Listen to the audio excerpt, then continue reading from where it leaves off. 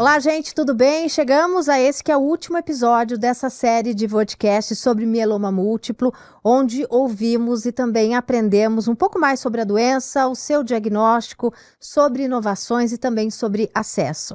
Na conversa de hoje, a gente vai ter a oportunidade de ouvir e refletir sobre a jornada de cuidado do paciente a partir de suas próprias perspectivas.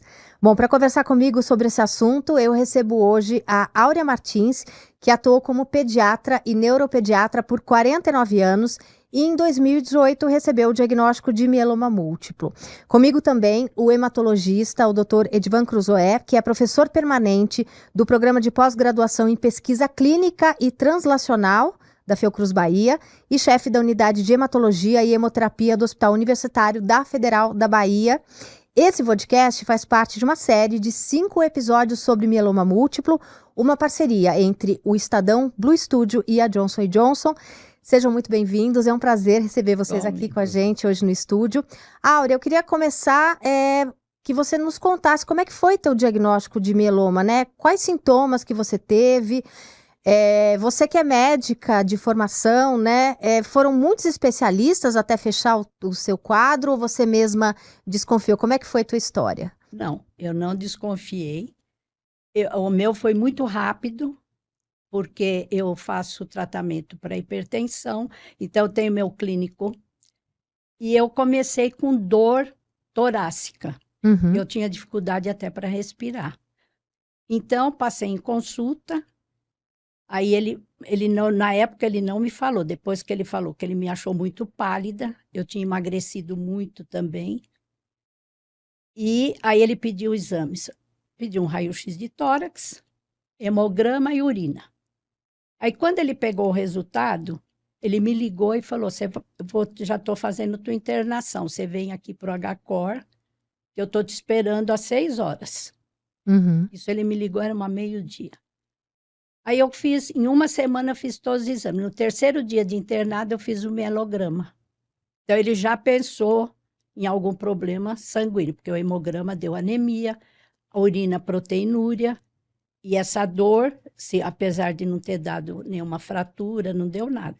Eu achava que era fratura numa costela, porque a dor era intensa. Uhum. Na hora que você respirava? A hora que respirava, aquilo me dificultava até para falar. Então eu tinha muita dor. E aí eles já fecharam o diagnóstico. Eu saí do hospital no sábado, na segunda-feira eu já passei em consulta com ela e já iniciei a químio. Áurea, então você teve, ao contrário de a maioria dos pacientes, sim, eu que fui às vezes abençoada. que às vezes demoram um ano para conseguir o teu primeiro, o clínico já. Já o clínico com meu irmão também médico, então eles são amigos, se formaram juntos. E eu já tratava com ele há 10 anos, então ele percebeu, assim, ele se assustou com a minha palidez. Uhum. E a dor, né, que eu estava assim, porque eu não tinha dor nenhuma, estava super bem. Uhum. E aí ele já desconfiou, mas com o hemograma, né, todo alterado, anemia, a série branca toda atrapalhada, plaquetopenia. Então ele falou, não, alguma coisa está errada e seria no sangue. Então eles me internaram. Por isso aí, quando fiz todos os exames, né, internada, e o que apareceu mesmo foi o mielograma fechou, mas eles já estavam desconfiados. Ô, Áurea, como é que tem sido tua trajetória de tratamento para o mieloma, né? Qual o impacto desses tratamentos que você fez esses anos todos na tua qualidade de vida? Porque você parece que está muito bem. Estou ótima, graças a Deus. E, assim, eu estou já é a quinta medicação que eu tomo. Uhum. Então, assim, a primeira eu cheguei a ter uma remissão, uns 8 meses. Até nessa época eu viajei, mas eu estava com o colete. Mas aí, quando eu fiz uma ressonância de controle, aí eu vi que na T4, na vértebra T4, eu tinha uma fissura. Não chegava assim a ser uma fratura intensa. Aí o ortopedista botou o cimento.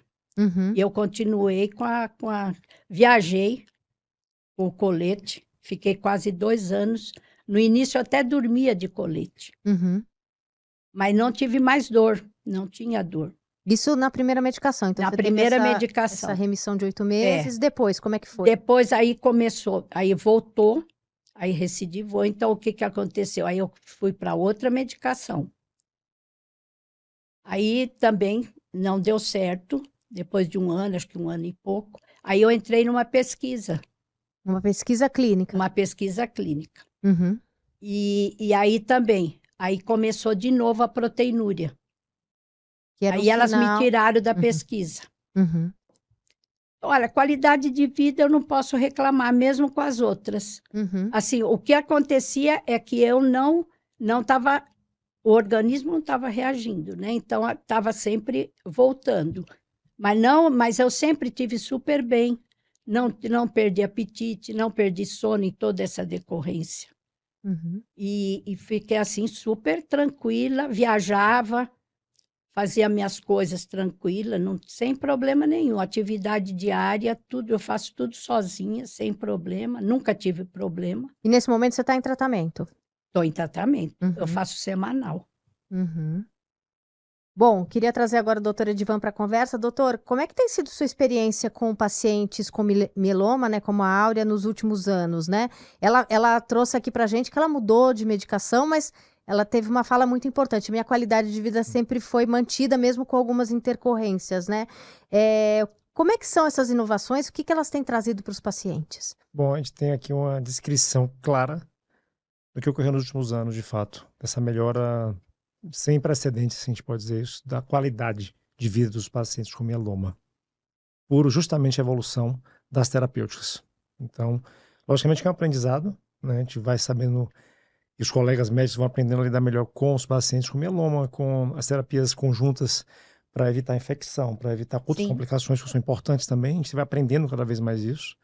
Mas, de fato, o grande impacto aqui trazido por os novos fármacos realmente são sem precedentes, porque, como a doutora Áurea falou, ela tem a oportunidade de utilizar uma combinação muito importante. E um estudo que foi desenhar esse protocolo foi um estudo que trouxe também uma revolução muito grande, porque eram pacientes que também naquela época não tinham que ser feito e, novamente, te trouxe muita sobrevida aos pacientes. E agora ela está frente novamente a uma terapêutica que está modificando também essa situação, porque nos pacientes que tinham refratariedade aos tratamentos anteriores, que já eram novos à época, isso começou em 2017, 2018, essas novas linhas terapêuticas, ela tem a oportunidade de ter acesso a esse fármaco, que permite novamente que ela tenha ganho de sobrevida, logicamente, mas com muita qualidade. Então a transformação, a gente consegue perceber nos pacientes que têm acesso aos fármacos, que não são para todos, infelizmente, ainda, a gente espera que isso mude rápido, mas realmente é uma coisa muito, muito empoderadora para os pacientes e para os médicos da mesma forma, porque realmente há uma mudança. A gente vê a perspectiva dos pacientes. Eu pude acompanhar essa evolução, já peguei a nova fase das medicações nos anos 2005, 2006, 2007, já a transformação desde ali com o bortezomib e na sequência com essas novas classes de medicações, os monoclonais e os imunomoduladores em combinação, os bispecíficos, como está sendo utilizado agora. E, doutora Edivan, esses protocolos, né, usam um medicamento, usam uma linha de tratamento, o paciente fica bem, aí ele recai e você opta por uma segunda linha. Isso é comum nos tratamentos?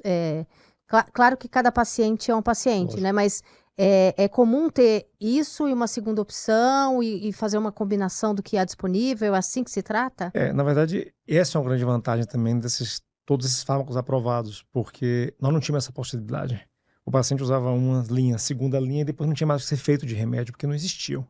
Então, realmente, a evolução da descoberta de novos tratamentos, da evolução de que cheguem essas medicações para acesso, fizeram realmente essa modificação. Então, além de ter fármacos novos a todo momento, eu não posso dizer isso, mas mais precoce do que nós tínhamos no passado. Com frequência. Com né? frequência.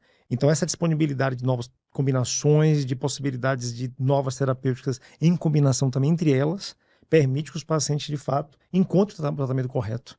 Que ela mesma também, ela é um bom exemplo. Ela tomou a primeira terapêutica e funcionou mais ou menos. Tomou a segunda, não tão foi boa quanto nós esperávamos que fosse. E agora está sendo fenomenal para ela. Uhum. Então, tem também um pouco da terapêutica mais voltada para o tipo de paciente. E isso agora permitiu, porque no passado os pacientes, infelizmente, sucumbiriam antes, porque não tinha remédio. Uhum. Então agora a gente consegue ter outras alternativas, de fato, para tentar controlar essa neoplasia, que invariavelmente é tratada com um conjunto de fármacos, né? Áurea, você lê sobre assuntos relacionados ao mieloma? Como é que você se informa? Como é que você conversa com a sua médica sobre tratamento? Você Não. é médica de formação, Sim, mas já mas deixou muito não, claro não. que aqui você é paciente. Eu não leio nada. Jura? Mas elas me falam muito. Tudo que elas vão para congresso, depois elas chegam, comentam comigo. Então, assim, ali é muito bem, sabe? Assim, a gente tem muita amizade Mas você se informa então com ela? com elas, Ah, entendi. com elas. Mas, assim, então elas me passam tudo. Mesmo quando vai para a pesquisa e quando foi para usar agora essa outra, elas me dão o protocolo, falam, agora você vai ler e assina. Eu falo, pode deixar que eu já estou assinando, porque eu confio plenamente. Falo, vocês é que sabem o que é melhor para mim no momento, eu não sei. Uhum. Então, assim, não fico pensando, discutindo, sabe? Assim, tem que fazer isso, eu faço. Mas essa é a exceção, né, doutora Ediva?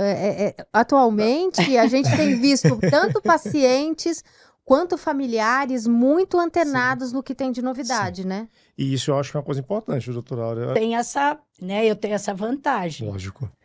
mas não são todos. Pois é. Mas é o que, na primeira consulta, a doutora Vânia falou, você nunca saia com uma dúvida da Não, consulta. isso é o principal. Porque os Uhum. pacientes hoje têm voltado realmente com mais informação. Quer dizer, a com internet mais facilitou informação. muito Não, o mas acesso à é informação. porque eu sei, porque como elas falam. Então, quer dizer, que nem agora. Eu falei, porque não deu certo a outra. Eu falei, e se não der certo essa? Sim. A doutora Ana falou, não, a gente vai ter coisa para fazer Nossa, junto. ou junto. Então, quer dizer, vai ter, ela falou, a gente pode estar, ela falou, você fica tranquila que sempre vai ter alguma coisa para você. Então, eu vou ficando tranquila, e eu não fico É procurando. que o nível de conversa entre médicos é alto, né? exato. Sim. Ela já saiu da escola, já sabendo que tudo só com a aula. Então, aí em já casa. fica. Aí quem estuda mais na minha casa é meu marido. Que também é médico. Também é médico, mas aí ele também fica vendo, ele que fica. Meu Alguém irmão também. Então eu mando os exames para o meu irmão, ele comenta. Seu Ele irmão fala, também é médico? é médico. Ah, entendi.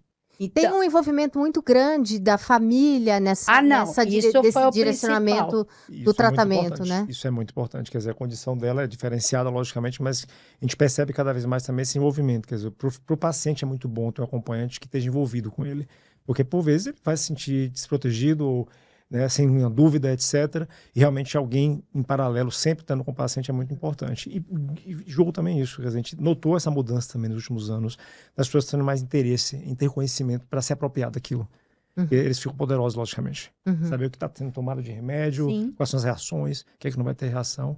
E a gente força muito que o paciente também cobre dos médicos. A gente recebe muita segunda opinião, etc. Procure saber do seu médico se está fazendo certo ou não. Estude. Porque você vai conseguir argumentar. Não é em confronto, mas em argumentação, para chegar num consenso. Sim, Sempre até consenso. porque o paciente ele é muito importante nas decisões também, né? Quando Lembra. você vai falar, vamos por um caminho, vamos pelo outro, tem essa vontade, se ele tiver conhecimento do que está disponível, é uma conversa mais fácil. Sem doutor. sombra de dúvida. Uhum. Sem sombra de dúvida. E esses pacientes, eles se informam pela internet, mas também, qual que é o papel dessas associações de paciente nesse contexto? Pois é, fundamentais. Eu acho que a International Myeloma Foundation, por exemplo, é uma delas. A gente faz parte desse grupo e realmente eles trazem, de fato, esse empoderamento, posso repetir essa palavra, mas a força para o paciente. Quando ele está desesperado, etc., a gente sempre indica, procure nos locais certos a informação, para que também você não fique achando que o mundo é mil maravilhas. Vá no lugar certo, porque esse vai lhe apoiar de fato e vai lhe ajudar. Então, essas organizações são fundamentais para os pacientes. Então, existem outras ONGs surgindo, outros grupos não governamentais de apoio aos pacientes, né? Porque realmente, inclusive, os apoiarão aqueles que não têm acesso aos fármacos a buscar como conseguir esses remédios. Sim, isso é muito importante. Tem uma coisa de advocacy mesmo, né? Que é essa coisa dos pacientes se unirem para conseguir esse acesso. Sim, isso é fundamental. Então, essas corporações, posso dizer assim, realmente têm dado grande apoio aos pacientes com mieloma e para outras doenças, logicamente, para as especialidades específicas, mas é fundamental. Áurea, muito se fala de qualidade de vida, né? Eu mesmo perguntei para você como é que está a sua vida e você, né, disse que sempre teve qualidade de vida. O que é qualidade de vida para você, né, uma mulher que vive com mieloma múltiplo? Eu consegui fazer minha rotina da maneira como eu fazia anteriormente, só não clinico mais, né? Mas, assim, de resto, eu faço o que eu quero, né? Eu viajo, eu faço as minhas atividades em casa, Eu saio com meus amigos. Então, outra coisa importante também são os amigos, além da família, que a minha família é ótima, mas assim, meus amigos também. Aí sempre aparece uma amiga, aí vamos tomar um café, me leva para sair. Aí vamos almoçar. Então a gente se reúne, então vai faz um café, vai. Então eu sempre tive assim muito apoio. Uhum. E isso é importante para a forma que você encara a tua doença. Sim. E a viagem, eu adoro viajar. Uhum. Então, assim, quando elas me liberam para viagem, para mim é uma maravilha, né? Uhum. Você vê, quando foi na pandemia, eu dizia para as enfermeiras, nossa, eu adoro o dia daqui, porque aí eu vou sair, vou me arrumar. Era o único passeio meu, era para a clínica. Porque estava todo mundo em casa, todo mundo né? em casa. Nossa, me ligavam toda hora, eu não podia nem sair do quarto. Uhum. As minhas funcionárias chegavam, elas ficavam de máscara embaixo, eu moro em casa sobrado, aí eu ficava em cima. Eu descia, elas subiam. E a gente não se encontrava, não falava com ninguém. Assim, é horrível. Eu dizia assim para o meu irmão, posso ficar na janela, pelo menos? Aí eu até brincava. Uhum. Mas assim, então, eu sempre gostei muito de sair, sempre fui muito ativa, faço todas as minhas coisas e gosto de ler. Faço palavras cruzadas, então assim, a minha qualidade de vida é essa. Uhum. Então eu continuei, estou dirijo, vou. Então você tem a sua vida igual só com mieloma. Com mieloma. Uhum. Doutora Edivan, cada paciente com mieloma é único, né? Então as inovações mais recentes têm permitido oferecer jornadas diferentes para cada paciente? Sim. E é o que a gente já falado anteriormente, quer dizer, essas novas terapêuticas agora permitem que os pacientes construam durante o tratamento deles o que será a subsequência, porque nós temos acesso a escolhas. Então, antes era muito limitado, não tinha outros remédios. Então, a gente ou repetia uma letrinha, trocava uma letra com outra de um fármaco específico ou de classes específicas, e agora eu tenho vários remédios de uma mesma classe e várias classes. Então, eu tenho várias caixas, eu consigo encaixar isso e construir. Porque o mais importante do mieloma múltiplo, a gente está falando de um paciente acompanhado com um grupo especial, é você planejar essa jornada, porque você tem que sempre estar pensando no próximo tratamento. Como o doutor Ara falou, está saindo coisa nova, e já estão informados sobre isso, vai sair coisa nova, tem estudo clínico novo. Então, a gente já fica nessa perspectiva. Infelizmente, a doença aqui, eu não posso dizer que é curável ainda. Nós falamos de uma cura funcional, porque a gente tenta deixar o paciente realmente com a qualidade de vida bem por muito tempo. Então, torna-se uma doença crônica, logicamente. Mas essa especificidade da terapêutica, a linha do que ele vai seguir na sequência de tratamento, realmente, hoje em dia é muito mais fácil, já que cada paciente é único, realmente. Então, a gente tem quimioterapias novas que não respondem, infelizmente. A gente tem que voltar um passo atrás, pegar quimioterapias antigas e os pacientes respondem. Então, essa especificidade também agora vem se tornando melhor, porque as terapêuticas são mais dirigidas para o plasmócito. Então, esses biespecíficos, por exemplo, são terapias, não são alvo ainda, porque a proteína, como ela usa o anti-BCMA, por exemplo, agora nós estamos planejando melhor essa terapêutica do paciente, porque a gente consegue construir, vendo a resposta do paciente, interpretando isso sempre da melhor forma para ele. Áurea, vou te fazer uma pergunta. Com quantos anos você está? E eu queria que você desse um recado para um paciente que eventualmente esteja nos assistindo e que acaba de ser diagnosticado com mieloma múltiplo. Eu tenho 81 e quando eu descobri mieloma, eu não fui elegível para o transplante. Você tinha quantos anos quando você foi diagnosticado? 6 anos atrás. 75. Você tinha 75 anos. É. Uhum. E não era elegível. Não. E naquela época, a sobrevida seria 5 anos. Uhum. Então, agora já estou 6,5. Uhum. Então, estou no lucro. E tá muito bem, né? Estou super bem. Uhum. Cabeça ótima. Mas como é que não foi? Não tenho dor. Como médica, né? Você tinha esse conhecimento da medicina e da ciência. Como foi, sendo médica, receber o diagnóstico? Terrível. Foi terrível, foi impactante, né? Quer dizer, você leva um choque. Então, o hospital, quem não mora em São Paulo, né? O hospital é até uma avenida principal, que é a 23 de maio, né? Uhum. Então, quando eu saí do HCOR, que é ali perto, aí eu saía, olhava assim para a avenida e falava, nossa, eu nunca mais vou ver essa árvore, nunca mais. Sabe, assim, você fica naquela coisa. Você recebeu como se fosse uma sentença. Sim, Uhum. é terrível. Então, você fica naquele impacto. Mas aí, como médica, depois você começa a pensar. Tem outras doenças também que não têm cura, né? São as degenerativas, o diabetes, A hipertensão. a hipertensão, quer dizer, tudo, né? Então, assim, são várias. Então, lúpus. Então, eu falo assim, nossa, então, assim, você elenca um monte de doenças, fala assim, então, a minha também, porque logo quando, na primeira consulta, ela disse, não tem cura. É uma doença, não tem cura, infelizmente. A gente vai tendo e estamos com estudos, está avançando. Então, o que eu diria para a pessoa? Para esse primeiro impacto, quer dizer, é normal, até conversando com um amigo psiquiatra, ele falou, se você não tivesse isso, aí que eu ia ficar preocupado. Sim, né? Porque a reação natural do Porque ser humano... se você não se impactou com isso, quer dizer, então assim, né? Então espera lá. Aí eu diria para a pessoa, para procurar o tratamento certo, procurar essas associações, que é muito importante, principalmente quem precisar do SUS, né? Então, assim, procura uma assistente social para estar indicando o tratamento, o local que vai ter um melhor tratamento, que infelizmente não temos. Uhum. Então, isso é outro problema, né? E isso me impacta muito, porque eu sou uma felizarda, eu caí numa clínica excelente, de alto padrão, tenho condições. Então, assim, então vejo que muitas pessoas reclamam que não tem, vai para uma outra cidade, sai. Então tem que procurar mesmo o local que vai fazer o tratamento, porque hoje tem condições para qualquer coisa. Uhum. E não ficar, né? Porque hoje eu vejo também, na minha época, quando eu descobri, era assim, acima de 60, né, que se descobria. Não era a faixa etária. Continua sendo essa, Agora essa tem gente pessoas de nova. 30, 40, né? Então, assim, também pode ser que estão fazendo o diagnóstico que não era feito antes. Uhum. Talvez a causa, né? Às vezes eu fico pensando isso. Então, facilitou muito, porque na minha época de medicina, por exemplo, eu tinha uma linha de mieloma, quando eu estudei hematologia. Era uma linha, porque só tinha as leucemias e linfoma.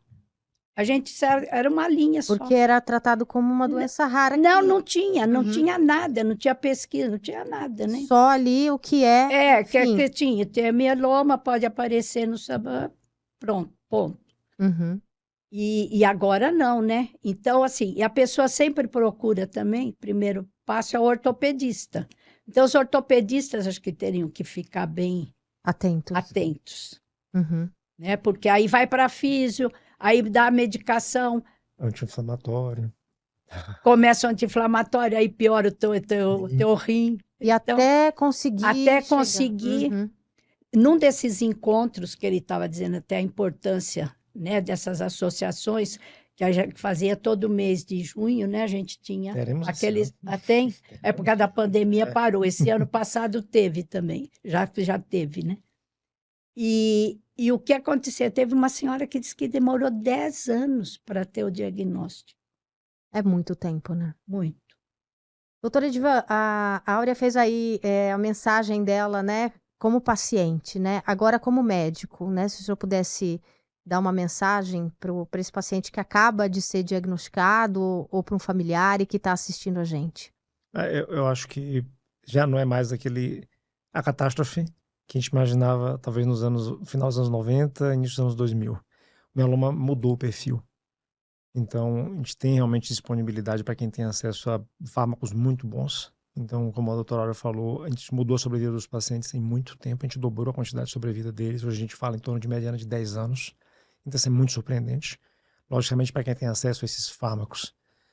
Então, eu acho que o paciente, com esse diagnóstico, buscar conhecimento, buscar centros de referência que eles possam realmente ter pelo menos uma opinião e que mantenham-se ativos para buscar o que é melhor para si, buscar confrontar o médico na boa intenção de buscar o melhor para si também, logicamente, e ter esperança de que uma hora vai aparecer a cura. A gente está nesse foco também agora. Muita pesquisa no mundo, muitos estudos, então a gente tem esse objetivo. Eu acho que essas indústrias farmacêuticas todas, no geral, estão buscando por isso também. A Johnson é uma delas. Eu acho que a gente está realmente focado em tentar o mais rápido possível encontrar essa cura. Então, que os pacientes tenham esperança. Bom, eu quero agradecer a Áurea Martins, que é médica, pediatra, neuropediatra, né, paciente de mieloma múltiplo, e também o hematologista, o doutor Edivan Cruzoé, professor permanente do Programa de Pós-Graduação em Pesquisa Clínica e Translacional da Fiocruz da Bahia e chefe da Unidade de Hematologia e Hemoterapia do Hospital Universitário da Federal da Bahia. Muito obrigada, é um prazer ter vocês aqui com a gente. Bom, Obrigado. eu sou a Rita Lizauskas, obrigada a você que aí do outro lado da tela assistiu e ouviu essa série de podcasts sobre mieloma múltiplo. Se você perdeu algum episódio, acesse aos nossos canais, nos acompanhe, compartilhe o link desses podcasts, né, para os seus amigos, para conhecidos, para famílias que estão ali enfrentando esse tratamento do mieloma múltiplo, porque a informação é o melhor caminho para lidar com essa doença. Muito obrigada mais uma vez, até a próxima.